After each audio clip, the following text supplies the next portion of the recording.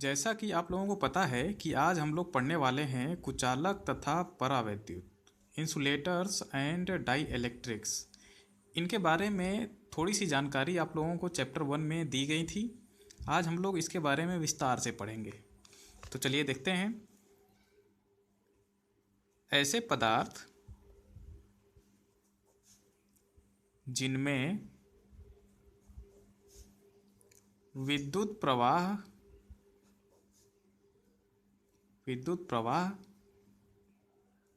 नहीं होता अथवा कठिनाई से होता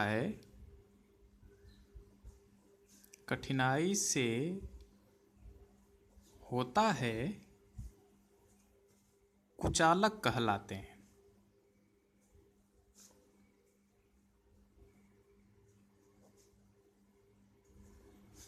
जैसे सूखी लकड़ी,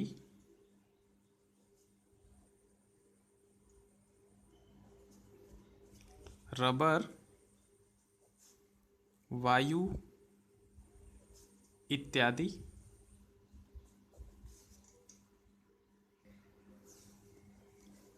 इनमें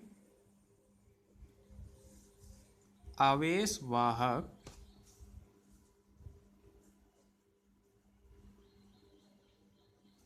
अनुपस्थित होने के कारण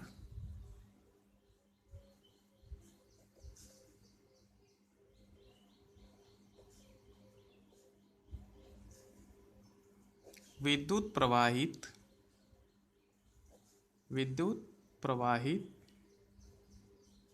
नहीं की जा सकती, परंतु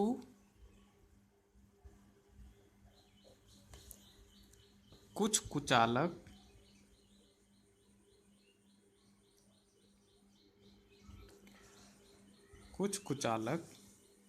ऐसे होते हैं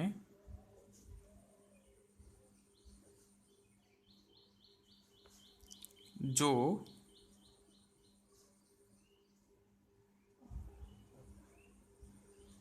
वैद्युत क्षेत्र में रखने पर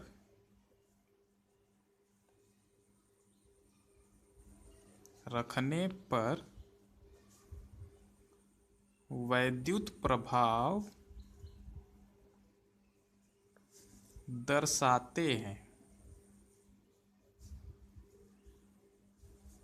इन्हें परावैद्युत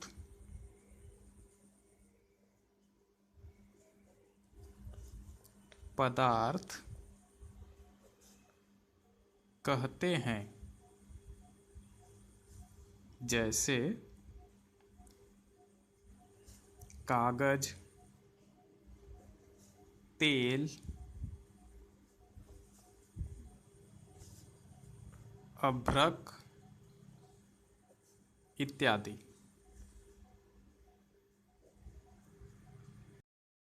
तो अब आपको कुचालक तथा परावैद्युत पदार्थों के बारे में पता चल गया है। इसमें आप लोगों को बताया गया कि ऐसे पदार्थ जिसमें विद्युत प्रवाह नहीं हो सकता है या फिर कठिनाई से होता है कुचालक कहलाते हैं।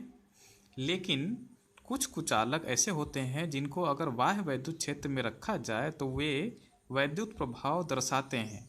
वैद्युत प्रभाव का मतलब है या तो विद्युत प्रवाहित की जा सकती है या तो ये आवेशों का संचय कर सकते हैं। ठीक है। अब कहेंगे कि आप तो कह रहे हैं कि वैद्युत प्रवाहित ही नहीं की जा सकती है, लेकिन बाह्य वैद्युत क्षेत्र में वैद्युत प्रवाहित की जा सकती है, ये कैसा माजरा है? तो जैसे कि आपको एग्जाम्पल में बताया गया कि कठिनाई से होता है, इसका मतलब ये नहीं है कि नहीं होता है। कठिनाई का मतलब जैसे कि हमारे घर में बिजली आती है तो आपको पता है कि उसमें 220 वोल्ट तक की बिजली आ सकती है बड़े आराम से, लेकिन 220 वोल्ट की बिजली आपको वायु में प्रवाहित करना हो तो नहीं कर पाएंगे। लेकिन अगर बहुत ही ज़्यादा वैद्युत क्षेत्र लगा दिया जाए इस वायु के सिरों पे, जैसे मैं मान लेता हूँ कि एक कंटेनर है मेरे पास, इसमें वायु भर देता हूँ, ओके, और इन दोनों सिरों पर मैं एक विद्युत क्षेत्र लगाने के लिए बैटरी लगा देता हूँ। बैटरी के बारे में आप लोग पढ़ेंगे, इसके लिए परेशान मत होइए। तो 220 वोल्ट की अगर विद्युत हम लोग लगाएंगे तो इसमें आवेश प्रवाहित नहीं किया जा सकता। लेकिन आप लोगों ने देखा होगा कि आकाश से बिजली गिरती है, बिजली भी विद्युत ही है और वो हवा से होकर जाती है ना। ऐसा क्यों हो पाता है? क्योंकि हमारे पृथ्वी के चारों ओर, ये हमारी पृथ्वी है, इसके चारों ओर वायु भरी हुई है और इस वायु की सबसे बाह्य परत को हम लोग कहते हैं आयन मंडल। और इस आयन मंडल में केवल और केवल आवेश ही संचित होते हैं। क्यों होते हैं इसके बारे में आप लोग कभी पढ़ेंगे। लेकिन यही बाह्य आवेश, इधर की तरफ आवेश हो गए और यहाँ पे कोई आवेश नहीं है, तो इसके कारण यहाँ पे एक विभवांतर उत्पन्न हो जाता है, यानी कि एक विद्युत क्षेत्र भी उत्पन्न हो जाता है। और ये विद्युत क्षेत्र जब बहुत ही ज़्यादा होता है, एक्चुअल में ये लगभग 50,000 वोल्ट हमेशा लगा ही होता है। और जब कभी भी मौसम बदलता है और हवा में नमी वगैरह आ जाती है, जैसे कि बारिश के मौसम में, तो इस विभवांतर के कारण गैसों में भी आवेश प्रवाहित तो होने लगते हैं और इसी प्रवाह को हम लोग बिजली के रूप में देखते हैं। जो आकाश में बिजली चमकती है ना, तो उम्मीद है आप लोगों को समझ में आया होगा कि कैसे हम लोग कठिनाई से किसी कुचालक में विद्युत प्रवाहित करा सकते हैं। ओके, तो इसी तरह से ये गैस है, जैसे कि आप लोगों ने ट्यूब लाइट देखा होगा, जो बीच में खोखली होती है, फोड़ेंगे तो उसके बीच में कुछ नहीं होता है, लेकिन दोनों सिरों पे हम लोग विभवांतर लगाते हैं। तो क्या होता है कि इस अवस्था में हवा का प्रेशर होता है 1 atm। इस अवस्था में प्रेशर थोड़ा सा कम कर दिया जाता है और गैस थोड़ी सी दूसरे टाइप की इस्तेमाल की जाती है। तो इसमें क्या होता है कि इसमें हम लोगों को 50,000 वोल्ट लगाना पड़ा, इसमें हम लोगों को 220 वोल्ट में ही प्रवाहित कर पाते हैं। ओके, उसमें कुछ धातुओं का मिक्सचर भी मिलाया जाता है, तो उसके बारे में मुझे नहीं बताना है आप लोगों को। तो आप लोगों ने देखा कि हम लोग वायु में भी विद्युत प्रवाहित कर सकते हैं, जो कि एक कुचालक है। ओके,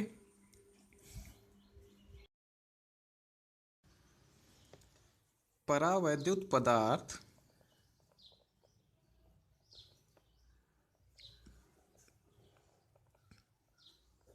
दो प्रकार के होते हैं।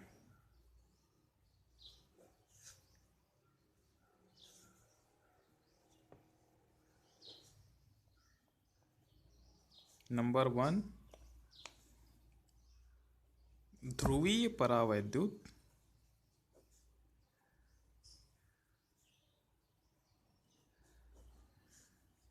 Polar die electrics.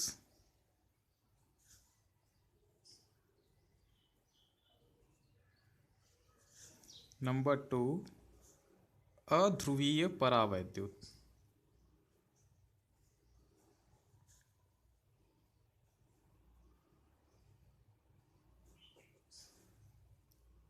Non polar dielectric. Okay, तो अब हम लोग जानने का प्रयास करेंगे इन दोनों के बारे में। तो पहली हेडिंग डाल लीजिए, ध्रुवीय परावैद्युत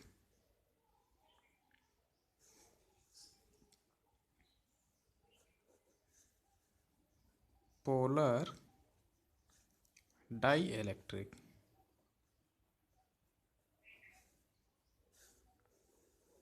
ओके, इन पदार्थों के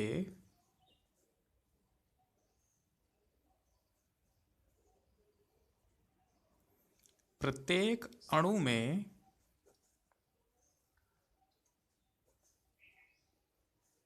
स्थित सभी धन आवेशों तथा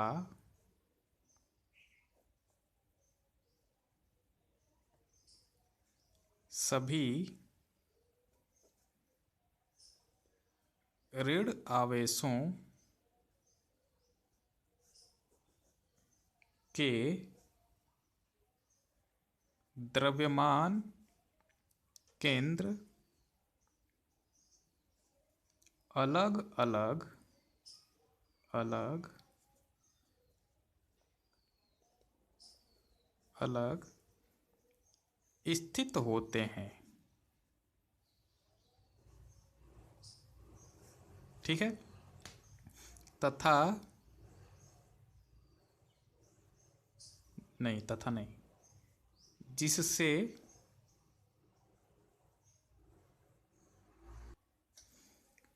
प्रत्येक अणु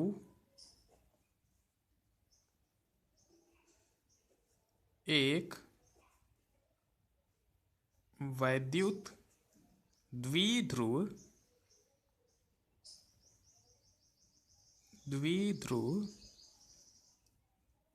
की भांति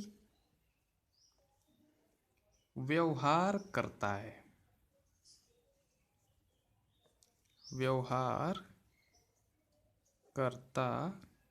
है।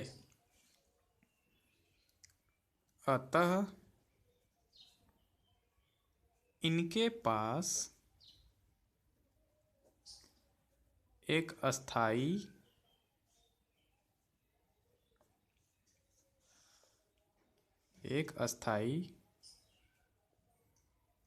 वैद्युत द्विध्रुव आघूर्ण होता है, जैसे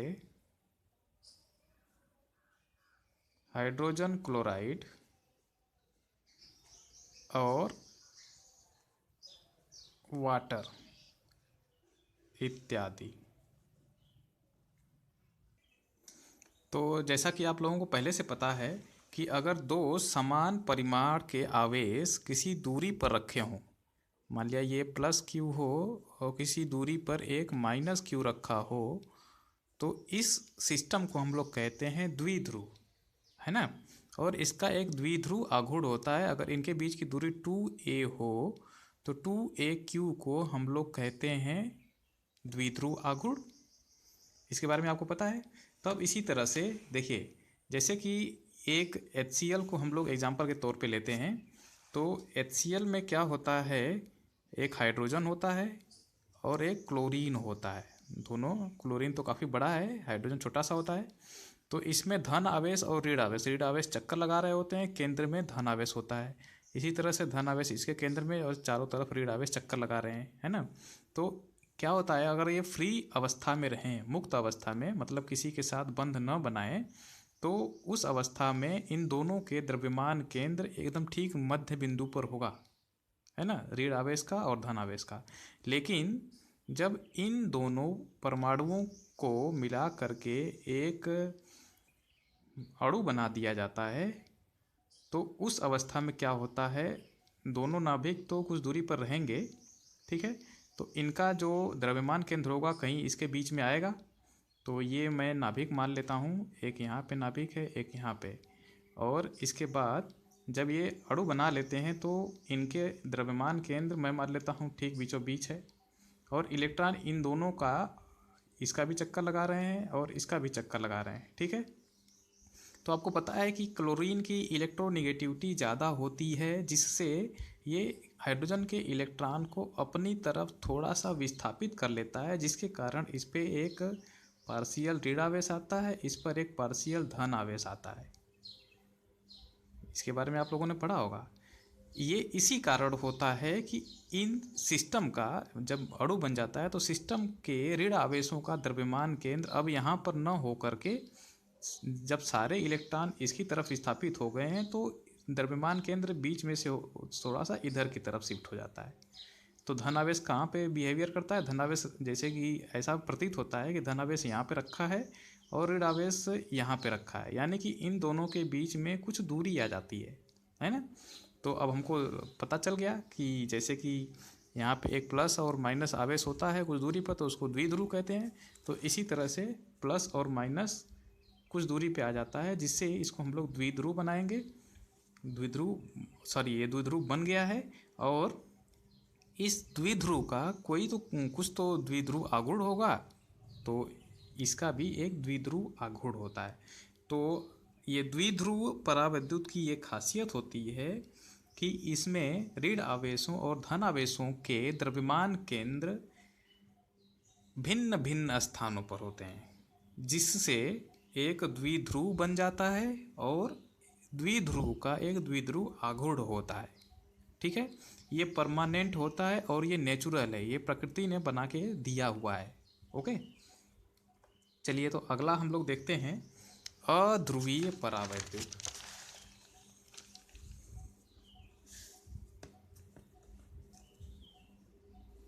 अध्रुवीय परावैद्युत non polar dielectric. Okay, ये क्या होते हैं? इन पदार्थों के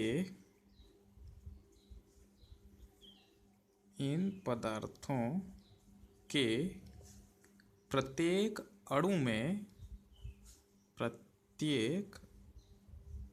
में स्थित धन आवेशों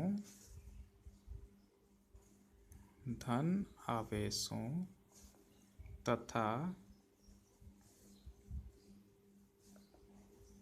सभी स्थित, यहाँ पर सभी लिखिएगा, सभी धन आवेशों तथा सभी ऋण आवेशों के द्रव्यमान केंद्र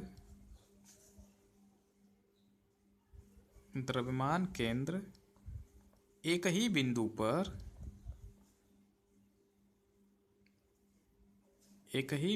पर स्थित होते हैं।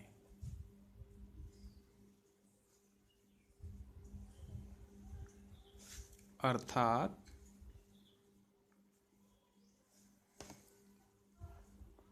इनके अणुओं में कोई परिणामी एवं अस्थायी द्विध्रुव आघूर्ण नहीं होता है। ठीक है, जैसे, और इसके बारे में आप लोगों को बताने की ज़रूरत नहीं पड़ेगी क्योंकि आप लोग खुद ही समझ जाएंगे इसको। जैसे N2 समान प्रकार के अणु हैं, समान इलेक्ट्रोनेगेटिविटी होगी, तो इलेक्ट्रॉन अपनी जगह पे रहेंगे और प्रोटॉन अपनी जगह पे रहेंगे। ठीक है, CO2 हाइड्रोजन, CCl4 इत्यादि। तो ये सारे के सारे अध्रुवीय परावैद्युत माने जाते हैं। ओके, सॉरी, ये अध्रुवीय परावैद्युत माने नहीं जाते हैं, ये अध्रुवीय परावैद्युत होते हैं। ठीक है, अब हम लोगों की अगली हेडिंग है जो कि सबसे स्पेशल है, वाह्य वैद्युत क्षेत्र में परावैद्युत। क्या होता है जब हम लोग परावैद्युत को बाह्य वैद्युत क्षेत्र में रखते हैं? Dielectrics in an external electric field. Okay,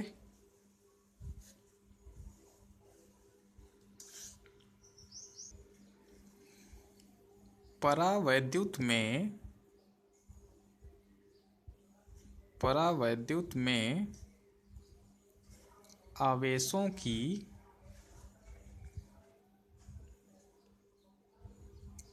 आवेशों की मुक्त गति संभव नहीं है, जैसा कि आप लोग जानते ही हैं, संभव नहीं है,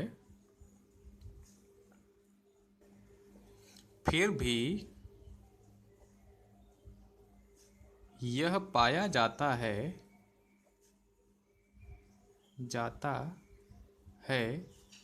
कि बाह्य क्षेत्र परावैद्युत के पृष्ठ पर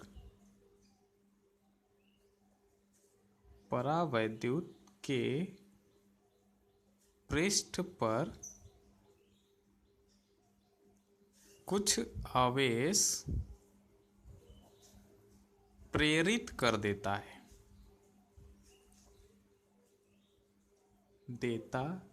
है जो एक ऐसा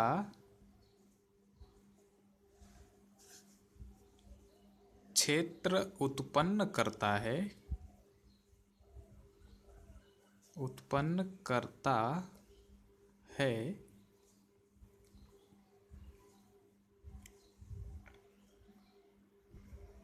जो बाह्य क्षेत्र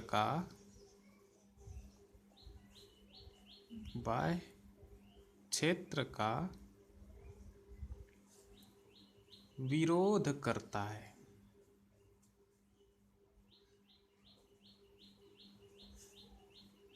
ठीक है, परंतु चालकों की भांति यह प्रेरित वैद्युत क्षेत्र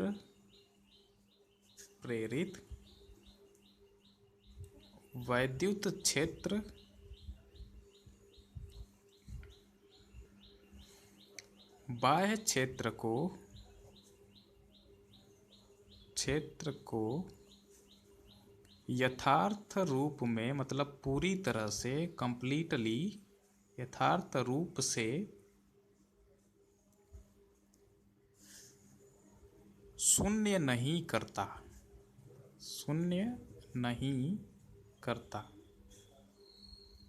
यह केवल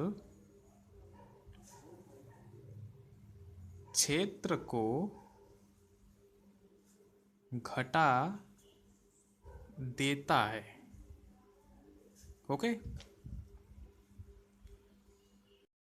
जैसा कि आप लोगों ने पहले ही पढ़ा है कि जब किसी चालक पदार्थ को, मान लेते हैं एक चालक पदार्थ है, इसको किसी बाह्य वैद्युत क्षेत्र में रख दिया जाता है। ठीक है, ये बाह्य वैद्युत क्षेत्र हम लोग मान लेते हैं कि ये EO है, E आउटसाइड। ठीक है, बाह्य वैद्युत क्षेत्र E आउटसाइड में जब हम लोग किसी चालक पदार्थ को रखते हैं तो क्या होता है कि उसके एक सिरे पे ऋण आवेश आ जाता है जो कि वैद्युत क्षेत्र के विपरीत दिशा में गति करते हैं, और दूसरे सिरे पर धन आवेश आ जाता है क्योंकि धन आवेश जो है वैद्युत क्षेत्र की दिशा में गति करते हैं, है ना। तो इसके कारण एक विद्युत क्षेत्र और बन जाता है जो कि ठीक विपरीत दिशा में होता है बाह्य वैद्युत क्षेत्र के, और इसको अगर हम लोग E इनसाइड कहें, E इन कहें, तो चालक के केस में होता क्या है कि E आउटसाइड और E इनसाइड का योग हमेशा 0 होता है, क्योंकि ये जो वैद्युत क्षेत्र होगा ये ठीक उतनी ही मात्रा में होगा जितने की बाह्य वैद्युत क्षेत्र लगाया गया है। ठीक है, इसलिए अंदर में विद्युत क्षेत्र शून्य हो जाता है। लेकिन कुचालक पदार्थों में ये आवेशों की मुक्त गति संभव ही नहीं है, इसलिए जब किसी कुचालक पदार्थ को बाह्य वैद्युत क्षेत्र में रखा जाता है तो उसके बीच सिरों पर कुछ ऋण आवेश आता है और दूसरे सिरे पर कुछ धन आवेश आता है, लेकिन ये धन आवेश और ऋण आवेश इतनी मात्रा में नहीं हो पाते हैं कि ये बाह्य वैद्युत क्षेत्र को पूरी तरह से कैंसिल कर सकें, पूरी तरह से शून्य कर सकें, इतना वैद्युत क्षेत्र ये उत्पन्न नहीं कर पाते हैं। तो इसमें हम लोग कहते हैं कि यहाँ पे सिरों पे या फिर कहें पृष्ठ पे जो सरफेस चार्ज डेंसिटी होती है वो 0 से ज़्यादा होती है और इस सिरे पे 0 से कम होती है। ऑलरेडी हम लोग ये बात पढ़ चुके हैं। लेकिन इस अवस्था में जो इस पृष्ठ पे पृष्ठ आवेश घनत्व होता है उसको हम लोग सिग्मा पी से दर्शाते हैं। और इस सिरे पर तो ये पक्का है कि 0 से कम होगा और इस सिरे पर 0 से ज़्यादा होता है, क्योंकि ऋणात्मक आवेश है, ये धन आवेश है। ठीक है, तो इसको हम लोग सिग्मा पी से दर्शाते हैं। और इसके कारण जो वैद्युत क्षेत्र अंदर में उत्पन्न होता है वो इतना ज़्यादा तीव्रता का नहीं हो पाता है कि हम लोग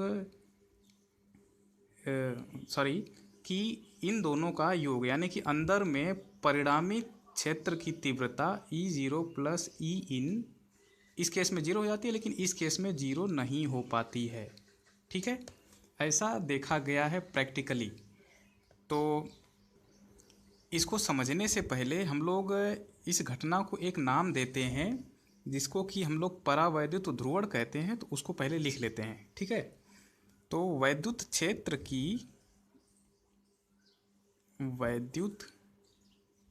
क्षेत्र की उपस्थिति में किसी परावैद्युत पदार्थ के बाह्य पृष्ठों पर समान तथा थोड़ा सा चेंज कर लीजिए, बराबर तथा विपरीत आवेशों के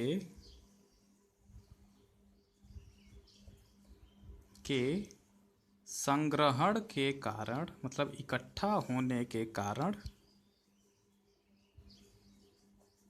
द्विध्रुव आघूर्ण उत्पन्न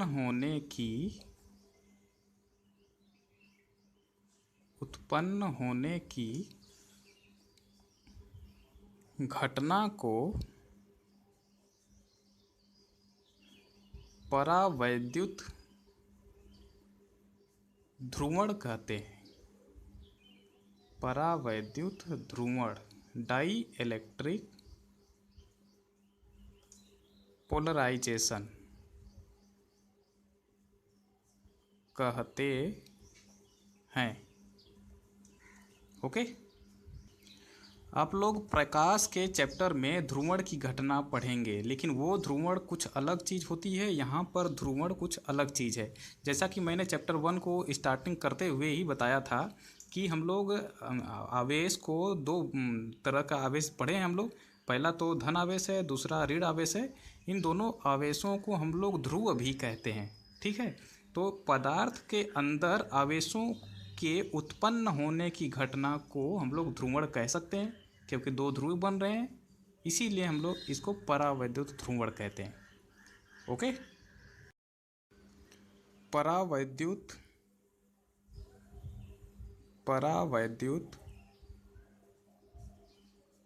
ध्रुवण की घटना को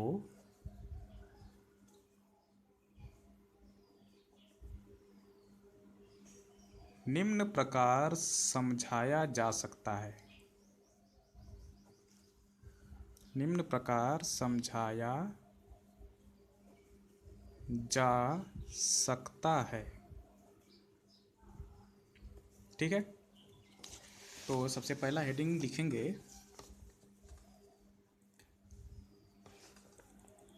अध्रुवीय परावैद्युत के लिए। पहले हम लोग अध्रुवी वाला पढ़ेंगे कि कैसे उत्पन्न हो रहा है, फिर ध्रुवी के बारे में। ठीक है, अध्रुवी परावैद्युत के लिए for non polar die electric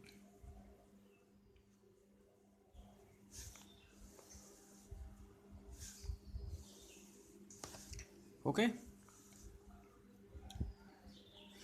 जब किसी अध्रुवीय परावैद्युत को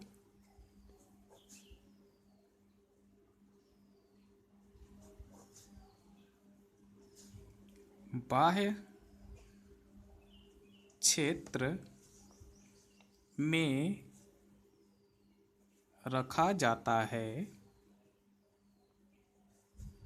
तो इन पदार्थों के अणुओं में उपस्थित धन आवेश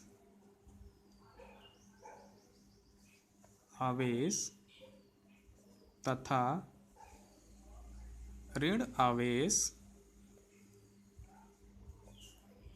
विपरीत दिशाओं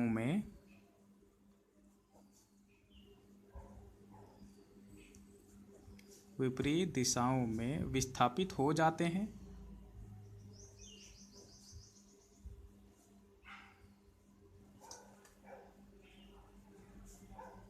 यह विस्थापन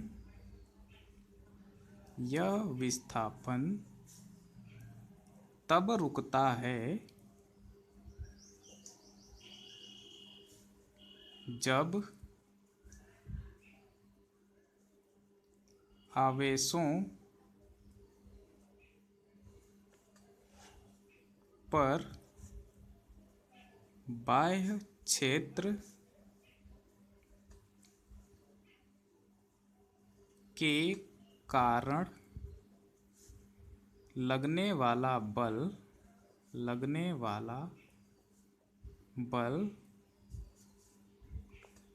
उनके बीच लगने वाले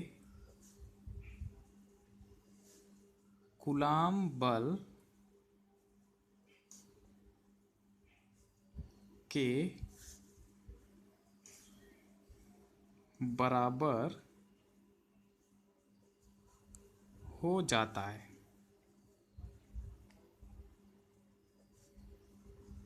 ओके। तो यहाँ पर हम लोग देखते हैं कि कैसे पोलराइजेशन हुआ है ना। तो स्टार्टिंग में क्या है कि हमारे पास एक अध्रुवीय परावैद्युत पदार्थ है, उसमें ढेर सारे अणु हैं और सभी अणुओं के धन आवेश और ऋण आवेश एक ही बिंदु पर केंद्रित होते हैं। अध्रुवीय परावैद्युत के लिए आप लोगों ने पढ़ा अभी, ठीक है। ये कब होता है? जब हमने कोई बाह्य क्षेत्र नहीं लगाया है, यानी कि ये 0 है, ठीक। लेकिन जैसे ही अब हम लोग बाह्य क्षेत्र लगा देते हैं ऋण आवेश क्षेत्र की दिशा में तथा ऋण आवेश क्षेत्र की विपरीत दिशा में तथा धन आवेश क्षेत्र की दिशा में विस्थापित हो जाते हैं, जिससे क्या होता है कि कुछ इस तरह का एक डाइपोल बन जाता है, एक तरफ माइनस एक तरफ प्लस, ठीक है। इसी तरह से जितने भी अणु हैं सब में ऐसा होगा, माइनस प्लस। तो आप लोग अच्छे से कलाकारी करना जानते हैं तो बनाइएगा, मुझे तो ऐसा ही बनाने आ रहा है। ओके। और ये फिगर आप लोगों को किताब में बड़े आराम से मिल जाएगा।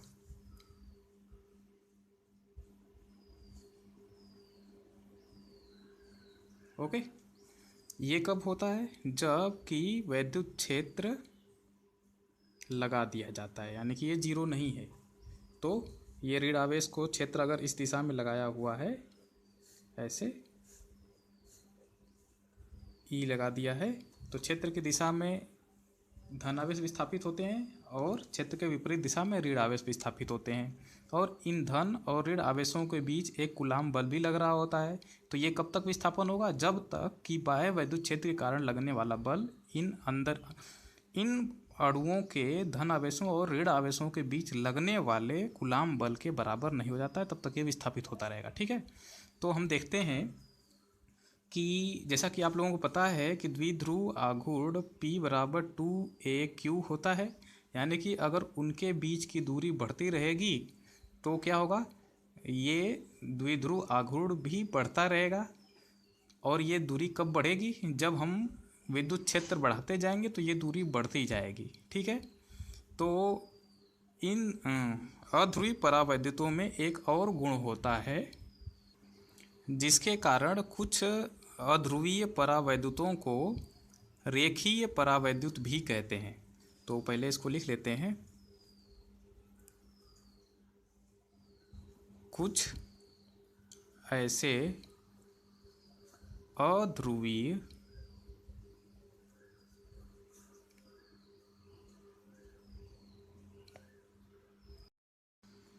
परावैद्युत होते हैं जिनमें प्रेरित द्विध्रुव आघूर्ण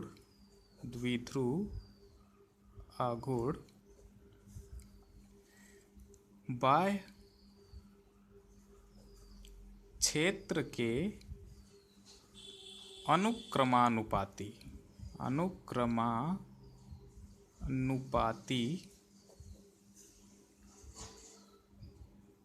होता है। ऐसे परावैद्युत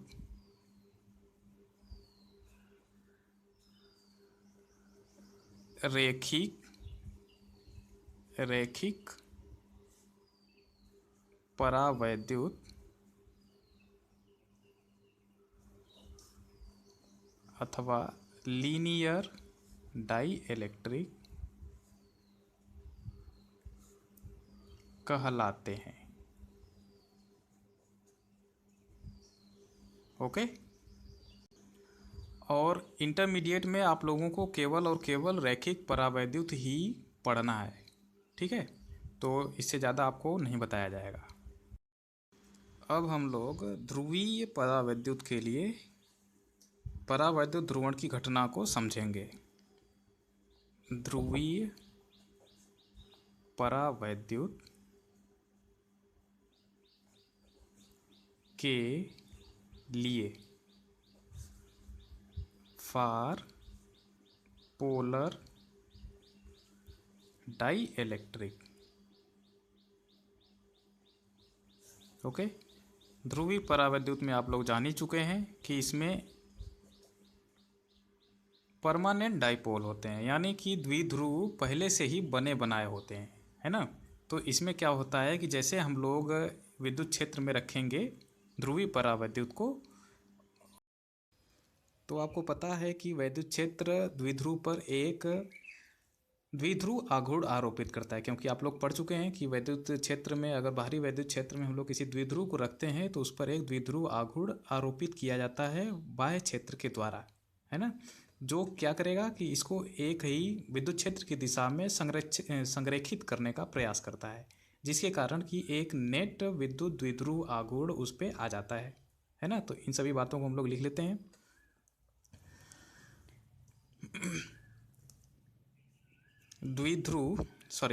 ध्रुवीय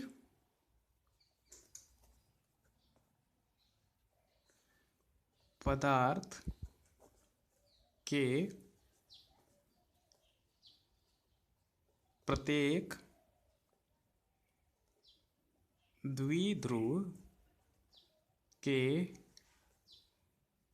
द्विध्रुव आघूर्ण की दिशाएं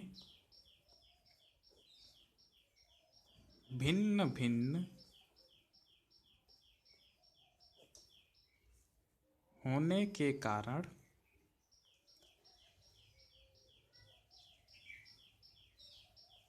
इन पदार्थों का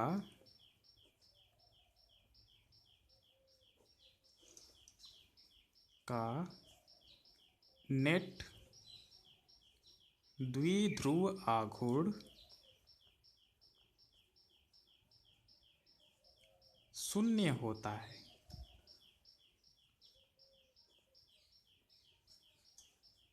ठीक है, जब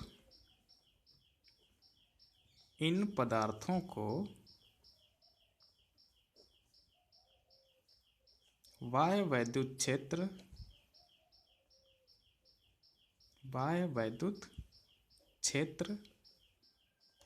में रखा जाता है तो इसके द्विध्रुवों पर वैद्युत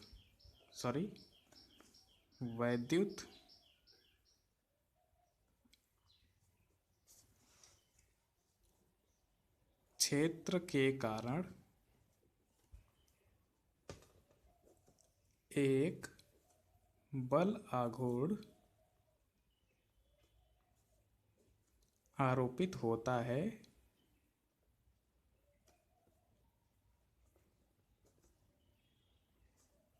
जो उनको क्षेत्र की दिशा में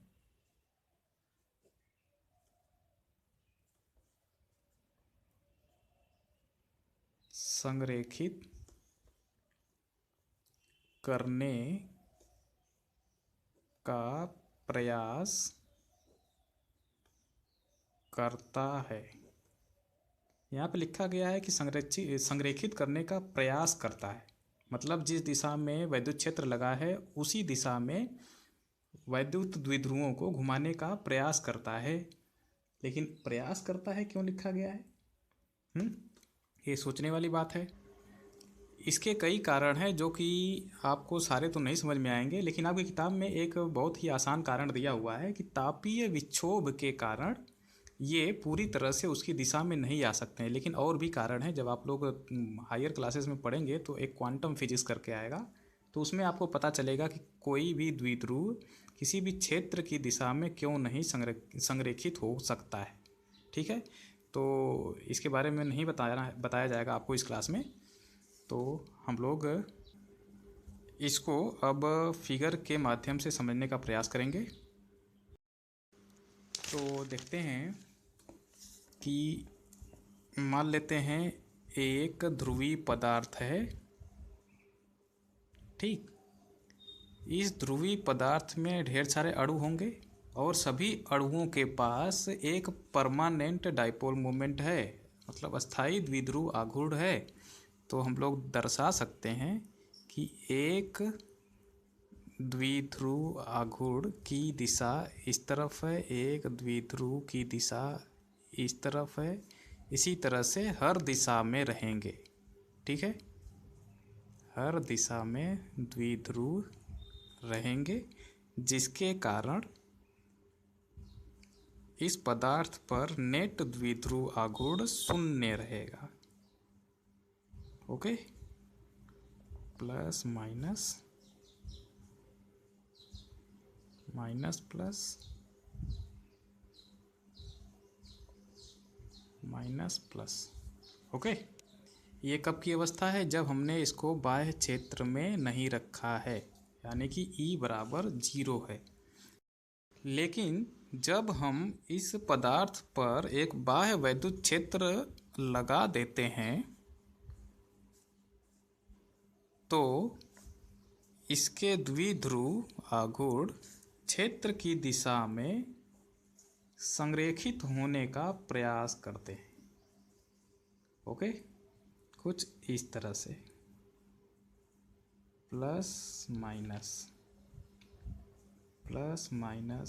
कुछ इस दिशा में भी होंगे, प्लस माइनस, लेकिन कोई भी एकदम सीधा सीधा नहीं अलाइन होगा, संरेखित नहीं हो पाएगा।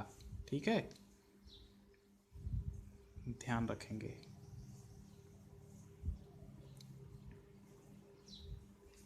ओके, अब हम लोग अपने लाइन को कंप्लीट करने का प्रयास करेंगे।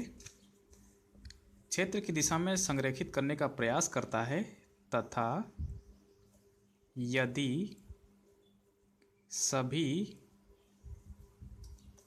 आघूर्णों का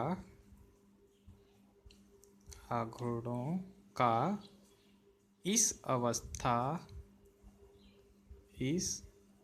अवस्था में योग किया जाए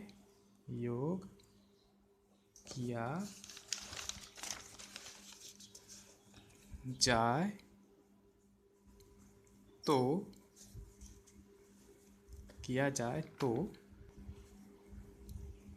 बाह्य क्षेत्र की दिशा में एक नेट द्विध्रुव आघूर्ण पाया जाता है। ओके, अर्थात परावैद्युत ध्रुवित हो जाता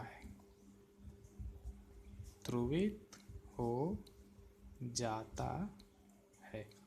ओके, इस प्रकार से हम लोगों ने देखा कि किसी भी परावैद्युत को अगर किसी बाह्य इलेक्ट्रिक फील्ड में रखा जाता है तो वो ध्रुवित हो जाता है। तो इसके बारे में हम लोग पूरी जानकारी प्राप्त कर चुके हैं कि कैसे होता है। ठीक है, अब इन दोनों टाइप के परावैद्युतों के लिए एक खास क्वांटिटी दी जाती है जिसका नाम है ध्रुवण। तो उसको भी लिख लेते हैं सबसे नीचे। अब ये दोनों कंप्लीट हो चुके हैं। हम लोगों ने पढ़ लिया अध्रुवी परावैद्युत के लिए पोलराइजेशन कैसे हो रहा है और ध्रुवी परावैद्युत के लिए पोलराइजेशन कैसे हो रहा है। तो एक क्वांटिटी यहाँ पे डिफाइन की जाती है कि किसी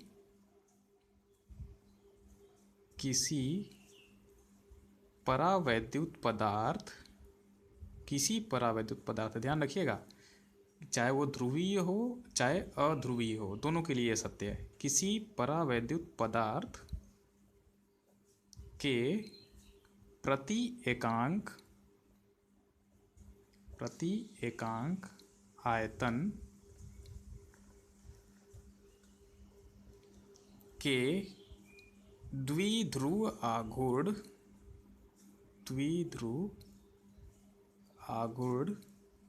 को उसका ध्रुवण कहते हैं। ध्रुवण इंग्लिश में इसको पोलराइजेशन ही बोलते हैं।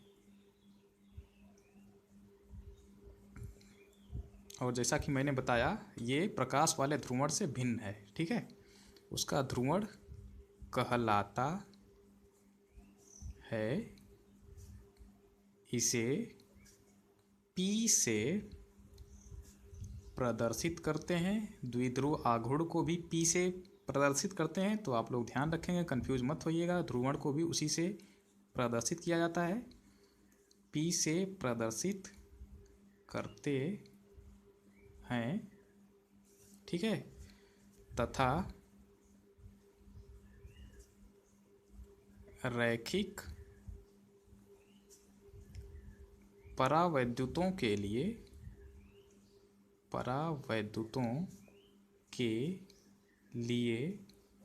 आपको पहले ही बताया गया है कि रैखिक परावैद्युतों में पोलराइजेशन, क्योंकि ये तो क्या है, द्विध्रुव आघूर्ण प्रति एकांक आयतन का द्विध्रुव आघूर्ण है। तो हम लोग कह सकते हैं।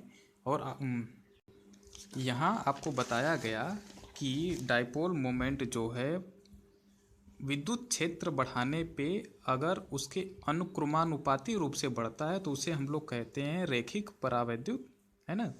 तो जब द्विध्रुव आघूर्ण इसके अनुक्रमानुपाती हो जाएगा, और हमको पता है कि पोलराइजेशन यानी कि ध्रुवण एक प्रति एकांक आयतन का द्विध्रुव आघूर्ण होता है, तो हम कह सकते हैं कि ये भी मतलब ध्रुवण भी अनुक्रमानुपाती हो जाएगा इलेक्ट्रिक फील्ड के लिए, है ना।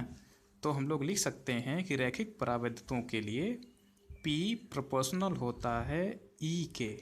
E क्या है? बाह्य वैद्युत क्षेत्र।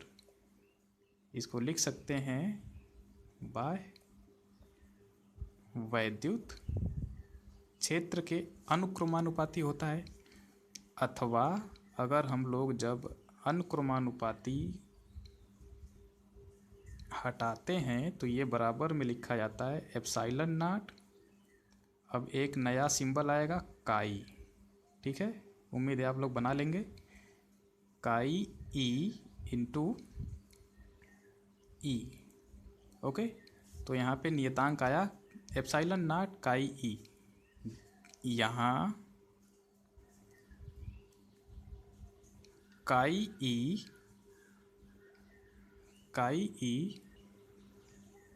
परावैद्युत पदार्थ का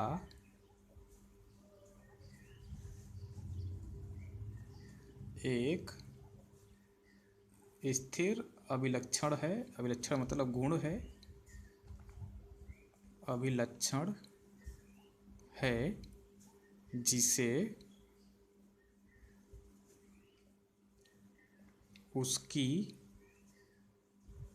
वैद्युत प्रवृत्ति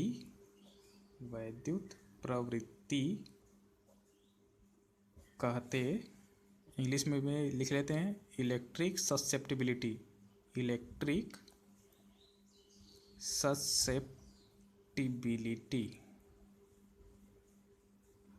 कहते हैं। ओके, और इसके बारे में हम लोग हो सकता है आगे पढ़ें या तो आप लोग हायर क्लासेस में पढ़ेंगे। ओके, तो इस तरह से हम लोगों ने आज के क्लास में परावैद्युत और कुचालक पदार्थ की पूरी जानकारी प्राप्त कर ली है और अगले क्लास में हम लोग अब अगले टॉपिक पे बढ़ेंगे। ठीक है, तो आप लोग इसको अच्छे से पढ़ लीजिएगा और लिख भी लीजिएगा। ओके।